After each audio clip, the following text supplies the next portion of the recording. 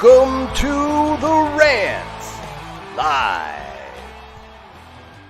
Welcome to the Rant Live. Today is Monday, October 3rd, and sorry, it's been a little while since we've done a show, and that's mainly my fault because I was traveling, and so you'll notice that when one of us is traveling, and usually it's me, we don't do shows as much because the quality just wouldn't be there, and the high quality, the high level, the standard that we set for ourselves. We don't have much leeway when it comes to the quality of the show to really take much of a discount on it. So Exactly.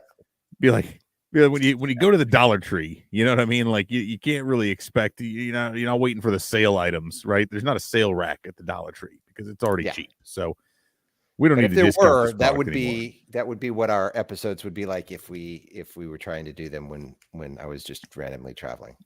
Yeah, more or less. But Dollar sale. well, and sale rack. thankfully, our traveling, at least recently, like I was in Florida the week before last, before everything hit. You were obviously prevented from coming up to Chicago by the weather in Florida. And so thankfully, like what's wild the whole time, what's been really crazy is like the weather here. This is like the best stretch. Like it's been gorgeous. Early fall around here. And in Chicago, it's been amazing. I mean, we're talking like it'll be cool in the mornings, but it's been like mid 60s to mid 70s and sunny like every day for the last several days. You know, when I was up in Chicago, it was great. And I had prepped for it because as anybody who's been up there, I finally made it back to the ballpark for the first time in what felt like forever. And I had like a sweatshirt and a fleece because it could get a little chilly there, especially if you get a little bit of a breeze. But it was nice, man. It was great. Caught up with a ton of people, and really had a lot of things. It was a lot of fun, man. I got picked up a new shirt from Obvious Shirts. Nice. Which one did you get? Just the clock, the 120 clock. Cool. I have that. It seems like we have a lot of the same shirts. So it's like when we're together, we have to just make sure we don't wear the same just like thing. Don't wear the same stuff. But it was cool. I got to talk with Joe because we're working together on the Mash Mervis shirts. I missed Matt and the rest of the prospects being up there for like 2 days, right? Because those guys all came up really briefly. Because I was up there on Wednesday and I had work stuff on Thursday and I wasn't able to stick around. I think they were all up there on Friday. But yeah, it was great to get up there, like I said, and for as much as and I'm in there with everyone else when it comes to like I'm not happy with things the organization has done on a big scale, right? Some of the things that they've changed maybe around the ballpark, some of the decisions they've made financially and with the team and other things like that. And I've been pretty vocal about that.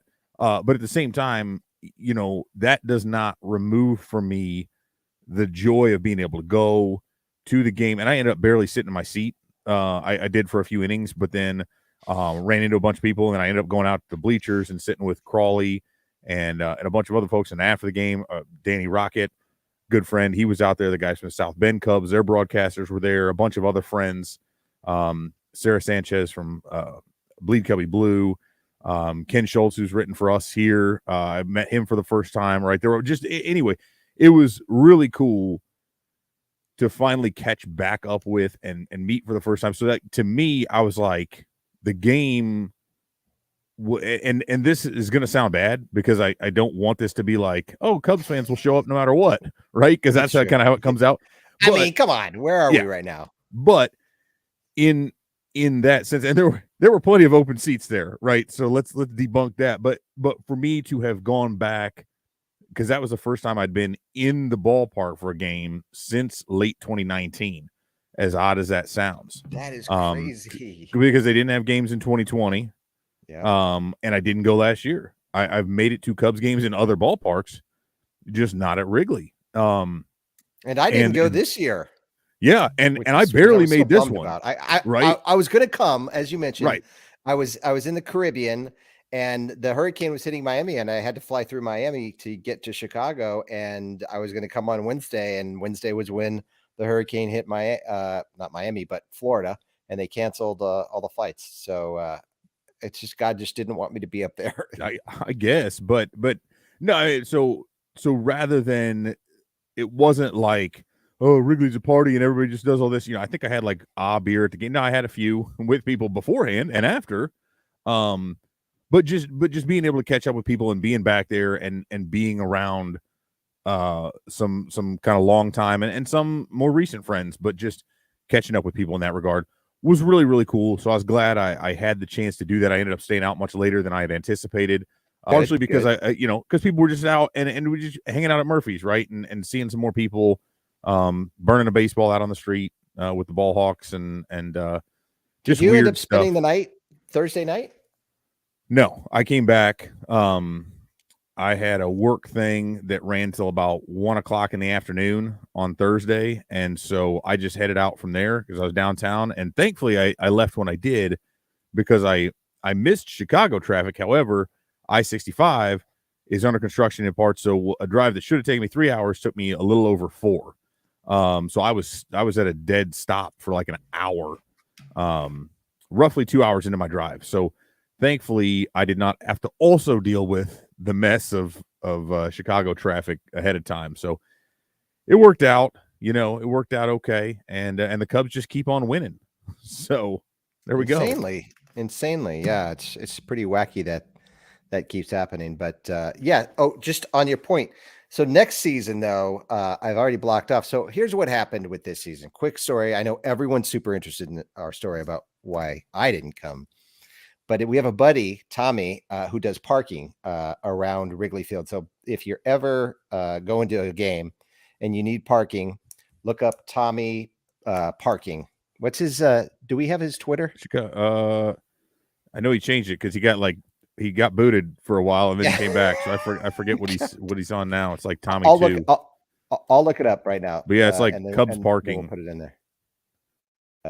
Yeah, because that's how I got to know him, was through that. And I think he had tweeted at me or something. I was just like, fine, I'll do this, because we used to always go to we do the remote parking or whatever. Like that's what my family and I would start doing because it's free, which is nice. And you just take the bus, basically just goes down Addison. But then he's just a couple blocks south of Addison. So I was like, all right, cool. And we started parking with him, and then that turned into just like a friendship, and we'd be hanging out. But anyway, continue with your story. I don't want to hijack your tale here. Okay. So his website is cubparking.com. If you ever want parking around Wrigley, this isn't a plug for him, although I am plugging him in part of the story because he's a great dude. And here's the thing about Tommy is, listen, if you need parking around Wrigley, he's a great guy to go to because he's got parking around Wrigley. But beyond the fact that he has parking around Wrigley, Tommy's just an excellent guy. He is the heart and soul of Chicago. If you've ever known anybody who is like just Chicago, just straight up Chicago, that is Tommy. He's lived in this building his entire life. It's like a couple blocks from Wrigley, and just a great dude. And so he's got an Airbnb, and he lets us stay there for games and things like that. We'll rent it out from him. And so check that out too. Awesome host on Airbnb. He has some epic barbecues, and he loves good beer. Yes. Yes. And we love that really about him the most. Shared a few with him before the game. That's where I was hanging out ahead of time. So that was fun. Yeah, so you will leave his place a little lightheaded, and so yeah, but his place got booked up really early, and so I've just booked 2 weeks in July, and it's like the series. It'll be like 3 series, I think, in a row. The Red Sox, the Cardinals, and like somebody else. So coming back to Chicago next year. So I'm super excited about that. Just because it was super depressing and my kids wanted to go, and we're like, hey kids, do you want to go to the Caribbean or Chicago? And they're like, we want to go to Chicago. It's like, no matter what the option is, they always want to go to Chicago and go to Cubs games because they go, they sit with Danny and all the guys in the outfield, Bleacher Jeff and Bleacher Tony and all those guys. And they're all so nice to them and us. And it's just a great environment. To your point, Wrigley's a community, right? The Cubs fans are a community.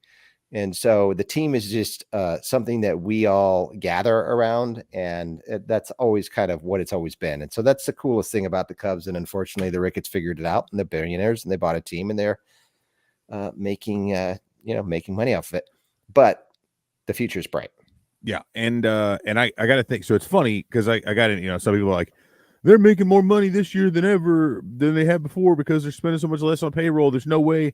I'm like, you know what though? Here's the thing: they only had 2.6 million in terms of paid attendance, which really at the end of the day, people say, well, that's all they care about is paid attendance.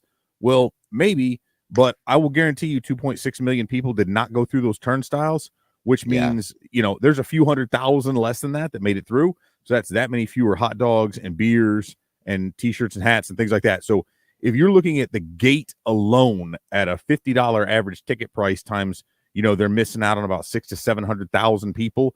That alone is $30 million, not including how much else those 600,000 people, and really it's probably more than that, because if we're saying 2.6 is paid, maybe 2.25 is what really went through. So now you put that to a million. So now you're talking about 50 million. Well, the gate we can't count. So 30 million in gate, but then how much more would those million people spend around the ballpark? So again, Probably at least that, if double that, if not more, right? yeah. So now we're talking 60 to 70 million. So again, Yeah, probably closer to 100, I do guess. they make more? I mean, I guess theoretically in terms of fixed costs, right? If you lower your fixed costs and payroll, then you don't have to have as many people come through the gate. But if you raise your fixed costs and payroll, I guarantee you will have more people coming through there, more people going to the sports book, more people going to the restaurants and the rooftops, which they own, which aren't included in that attendance. And I know not all of them were full either. So it's never held water for me for people to say that Ricketts doesn't care if people show up to the ballpark. That doesn't make much sense, because if you look at, again, how much money they care. they want to, they want to generate, because it doesn't look good, right? If they want to get things like an all-star game back there, it doesn't look good to have empty bleachers, right? Yeah. On a Friday afternoon, things like that. So anyway, I throw that out there, but yeah, they'll finish somewhere they'll still be in the up top half in terms of attendance, right? But that's not really where a team of their stature in Chicago should finish. So we'll see. But I think everything points to the fact that Cubs convention is coming back. Everything points toward them. Not to mention the fact that they've said it multiple times, right? But all the other things point toward them spending some money this winter. And so the Cubs just swept the Reds. It's their second straight sweep. Their September record was 15-11. It's their first winning month since May of 2021. Their second half record is 38-29, for a 567 win percentage. And the last time they finished, I went back to look for months when they finished at that, but their 2020 record was 34-26, exactly 567. And 567 right now would have them at 90 wins if they were able to push that out. That's very good. And so there's a lot to take in there, but what has led the Cubs to be able to have a winning record in the second half, which they are going to finish with a winning record, and on a 90 win pace, basically, is their pitching. Their pitching over and over and over. I mean, their offense has not been great. It's not been good, really. It's been like bad. But their pitching, I mean, they've got the 5th best ERA in all of baseball for their starters. I'm sorry, 8th best in all of baseball. 5th best. Is that right? 5th? Yeah, I have written down 5th best, but it's 3rd. 3rd best. My 5 should be a 3. The 3rd best ERA amongst starters, with a 2.95 ERA for their starters. And let's think about who their starters have been. I mean, that's the biggest thing is that, like, we've got Justin Steele's been injured, right? Keegan Thompson has been injured. Kyle Hendricks has been injured. And Marcus Stroman, when did he come off the IL? Was it before the All-Star break or after it? But he's been injured he's had a couple of little things. Yeah, he's been injured throughout there. So, I mean, you've got guys. Drew Smiley has been really good. Hayden Wisniewski, really good. Um, I mean, even, I mean, Javier Assad has he started? Hold on, let me pull this up again. Yeah. Yeah, so he's been okay. Wade Miley has been pretty good too. Yeah, Assad's got a 3.45. I mean, it seems like anyone they've thrown in there to start has just done really well. And it's like you're like for a month or so, you could think, all right, well, this is just kind of like luck, it's just it'll work itself out. But over the entire second half of the season, this tells me that the coaching staff for the Chicago Cubs, they've got their stuff together. And it also tells me that what we're going to be seeing coming up through the system is going to be spectacular. I think on the offensive side and defensive side, where Cubs need the most help, things are going to change dramatically next season. I mean, listen, I think if the Cubs had the 567 win percentage right now, the Cardinals have a 579 win percentage. The Cubs should be competing for the NL Central next year. It seems crazy that I would say that. Right, and they're doing that, right, as you said, on the strength of their pitching. They are definitely going to do their best to improve that pitching, right? And I think that goes back to kind of not to kind of reiterate my point, but at the same time, like you look at it and say, well, hey, their pitching's been really good. Why don't they just go work on the offense, right? But to me, that's the same thing as saying, well, Ricketts is making enough money without getting more fans in. Why would he improve the team? Well, because you want more fans. So, like, you could say the pitching's been good. He wants to win a World Series. He likes that ring. I guarantee you. Yeah, he wants another World Series. Because if you don't think there's a shit ton of money that comes from winning, you know what I mean? Like, the money that teams get, most of that TV revenue comes from the postseason.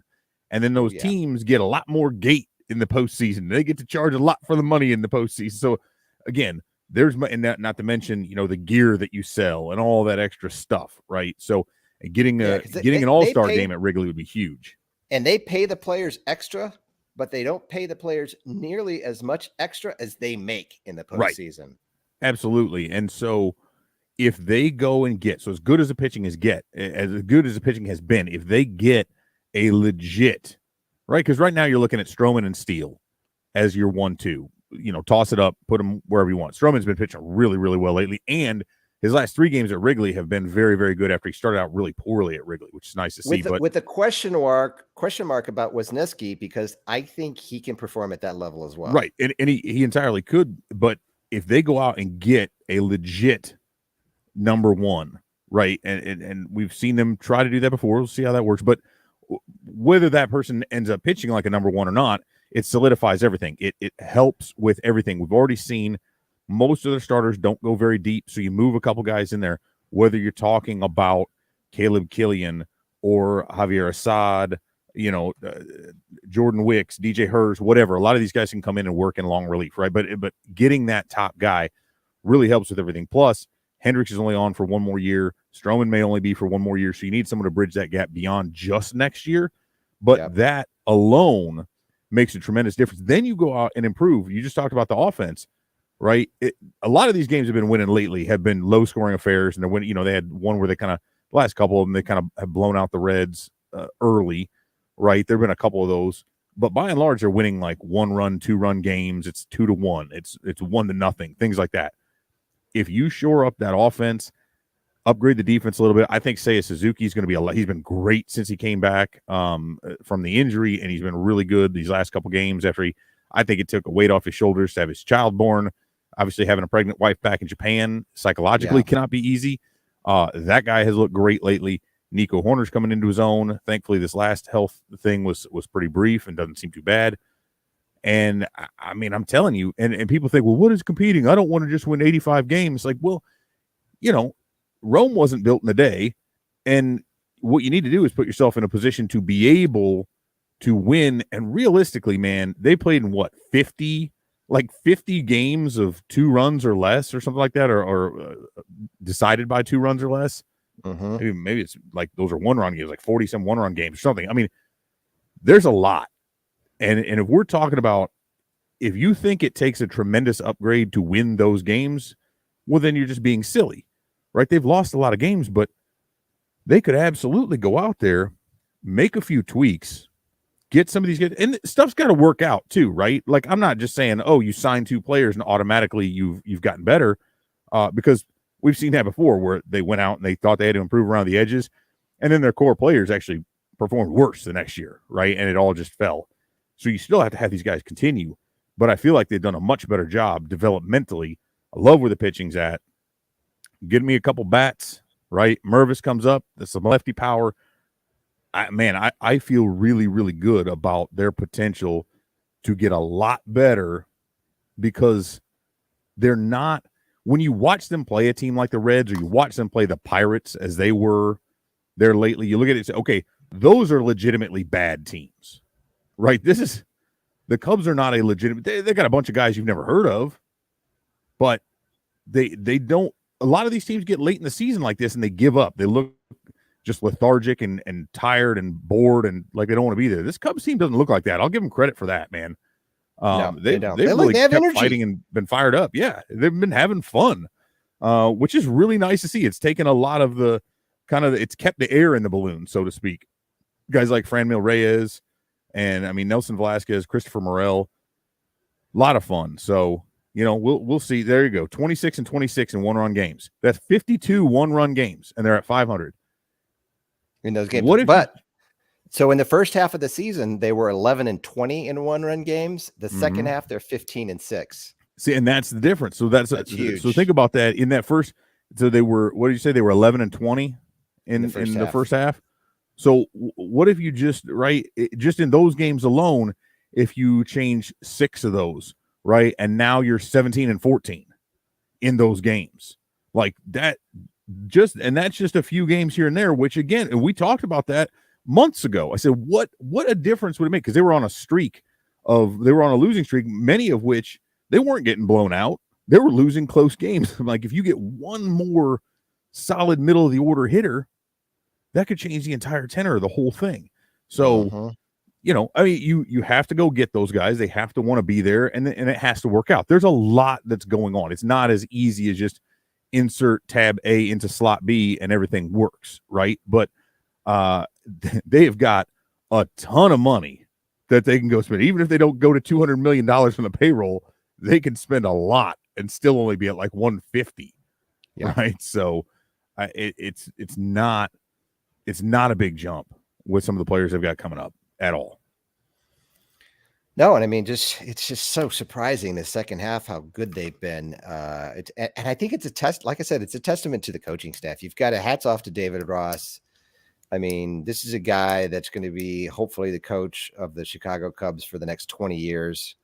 You know, if I had it my way, I think he gets it. You know, and it's just, catchers always seem to be really translating to really good head coaches in the majors and just in general, because they're kind of like, you know, the game general back there behind the plate anyways. And so they see the game from a different perspective of any other player.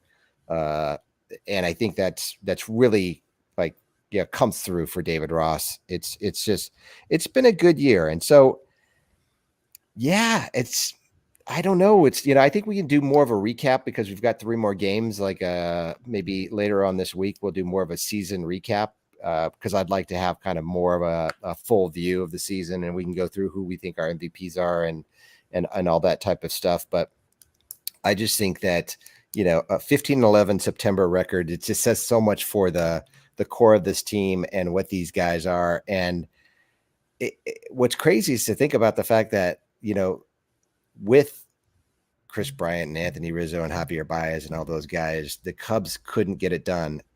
And a lot of that was because they just weren't getting very good pitching. Obviously, they weren't getting a lot of offense, but we've seen in this second half that offense isn't everything. If you've got the pitching, then you can get it done. And I think that when you revisit what happened after 2016, you got to go to the pitching, and that was one thing that they never did upgrade.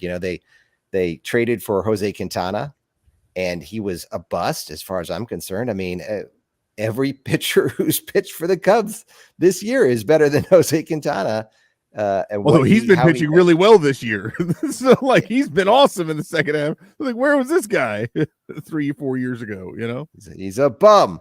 No, but what are the Cubs going to do with Adrian Sampson? This is he the number 5 guy next year?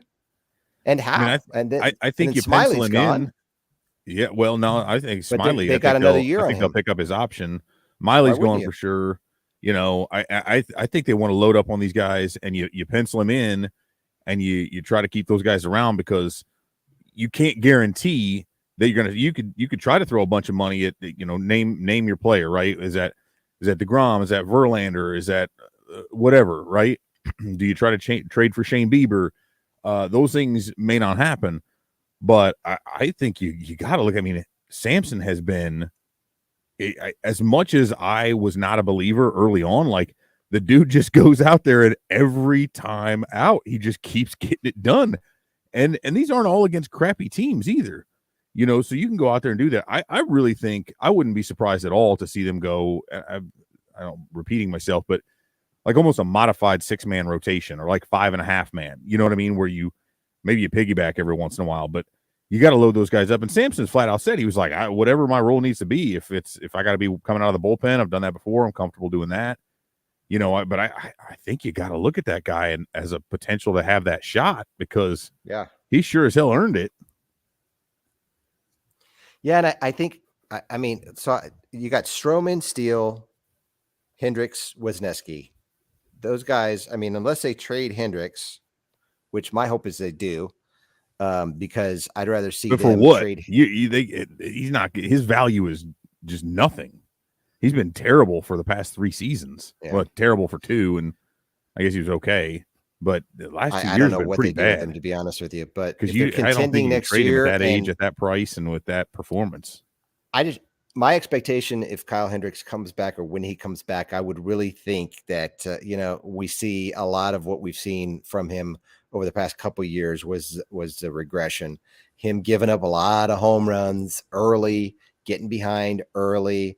Knowing what we've seen from Kyle Hendricks, I think he's going to be on a short leash. What does that mean, though? Like, what does a short leash for Kyle Hendricks mean? I mean, if you've got a competing team, you can't keep throwing a guy out there that's going to keep giving up early inning home runs. And that's what Kyle Hendricks' MO has become over the last couple of years, unfortunately. And Wisniewski looks like he's a solid guy in there. I mean, we talk about Adrian Sampson, and to me, I'd rather have Sampson in there over Hendricks. He's performed way better. Justin Steele, obviously a lock. Stroman, obviously a lock. And then Keegan Thompson, to me, he's bullpen 100%. He was so good out of the bullpen.